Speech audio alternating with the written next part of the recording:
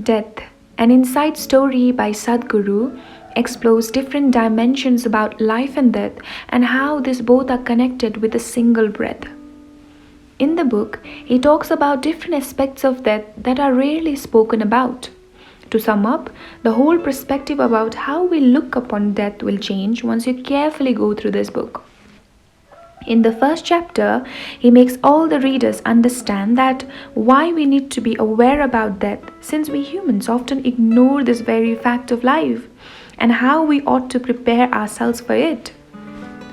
The book cannot be summarized in a simple way since each chapter here has some sense to make. But in a nutshell, I have tried my best to cover some of the important points that you should not miss out from this book. So here we go with the first chapter. What is death? Death is the most fundamental question, yet people can ignore it, avoid it, and just live on their ignorance simply because all kinds of idiotic stories have been spread in the world in the name of religion. Do you know, we cannot be sure about other things in life. We don't know if you'll get married or not, or if you'll get job or not, if you'll be successful or not. But this one thing is guaranteed in your life, that you'll go straight to your grave. One of the biggest human follies is to engage with death in the third person as though it is an abstract event that will happen just to the other people and not us. Do you know that about 1,60,000 people in the world who were alive yesterday are not there today? Each second, 2 people die in the world. And one day it is going to happen to you and to me too. It does not take enormous research or intelligence or even education to know this. This knowledge is inbuilt in every human being, yet we think we have an unlimited lease of life. Death is a very fundamental question. Actually, death is closer to us than the statistics we read about it. Each moment, death is happening in us at the organ and the cellular levels. This is how, with just one look at your insides, your doctor knows how old you are. In fact, death began in us even before we were born. Only if you're ignorant and unaware does it seem like death will come to you someday later. If you are aware, you will see both life and death are happening every moment. If you as much as breathe a little more consciously, you will notice that with every inhalation there's life, with every exhalation there's death. Upon birth, the first thing that the child does is to inhale to take a grasp of air, and the last thing that you will do in your life is an exhalation. You exhale now, and if you do not take the next inhalation, you will be dead. If you do not get this, just do an exhalation, hold your nose and do not do the next inhalation. Within a few moments, every cell in your body will start screaming for life. Life and death are happening all the time. They exist together inseparably in the same breath.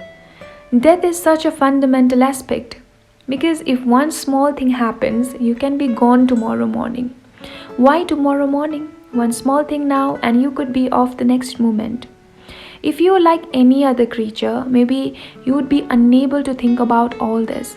But once one is endowed with human intelligence, how can you just ignore such a significant aspect of your life?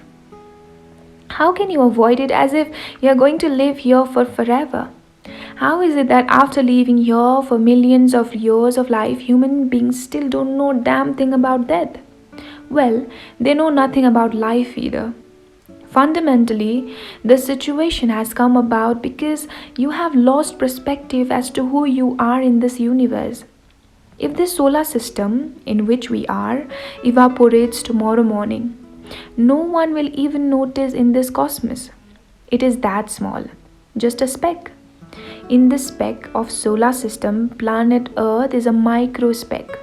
In that micro speck, the city you live in is a super micro speck. In that, you are a big man. Now, this is a very serious problem. So, when you have completely lost perspective as to who you are, how do you think you'll grasp anything about the nature of life or death? And if you are aware of the mortal nature of your life, where is the time to get angry with someone or quarrel with someone or to do anything stupid in life? Once you come in terms with death and you are conscious that you will die, you will want to make every moment of your life as beautiful as possible. Those who are constantly aware of the mortal and fragile nature of existence do not want to miss even a single moment. They will naturally be aware. They cannot take anything for granted. They will live very purposefully. Only people who believe they are immortal can fight and fight to death. So, do you know in the Indian tradition, cremation grounds are always held to be very sacred and dead bodies are treated very respectfully. But these days, there is not enough time for them to fully burn the body. Because even before one body is fully burned, the next body has already come. So they throw this half burned body into the river. It is actually very good for you to see that this is how people are gonna treat you also one day. So when you're watching dead bodies burn, you should not think about it. Simply look at it, just look at it and look at it. After some time, you will see it is just you. It is not any different. It is your own body. Once you can replace that body with yours and still sit there, there's a deep acceptance of death. This is not a psychological process. When your very body perceives the fragility of its existence, there's a profound relief and acceptance. Once there's a deep acceptance of death, then the life will happen to you in an enormous proportions.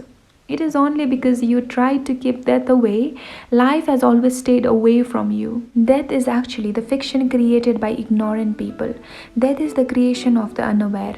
Because if you are aware, it is life, life and life alone, moving from one dimension of existence to the other. So people think that death is a tragedy. It is not. People living their entire life without experience life is a tragedy. If you die, there is really no tragedy. That is the end of whatever problems you are experiencing in life. But if you are alive and not experiencing life in its totality, that is a true tragedy.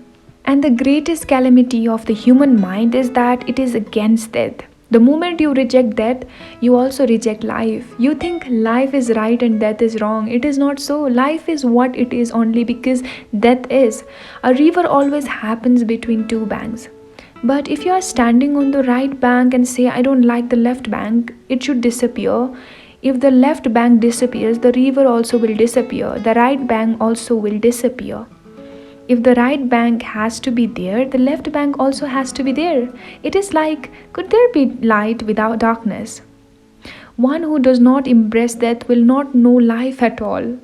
If you sit here saying, I don't want to die, I don't want to die, I don't want to die, all that will happen to you is death. You will always die. But by denying death, you will always avoid life. You cannot avoid death. So people think nothing should happen to them, but they want an exciting life. So how is this possible? This is a no-win situation you are creating for yourself. What can happen to you at the most? At most, you will die. There is nothing more that can happen to you. And whatever happens in your life, you did not come here with an investment. You came empty-handed. You cannot lose in this life. See how wonderful it is. Whatever happens, you are still on the profit side. So what are you complaining about? So let new things happen to you. If you create this kind of nothing should happen to me situation within yourself, you will become stagnant. Stagnation is death. If life does not move on, if new possibilities don't arise within you, you are living dead. You cannot live with stagnation because that is like living death. So in this first chapter, Sadhguru tries to explain about the mortal nature of the life and how you need to be aware about it. Anyways, you are going to leave one day, so why don't you make every moment of your life auspicious? Why don't you make every moment of your life remarkable?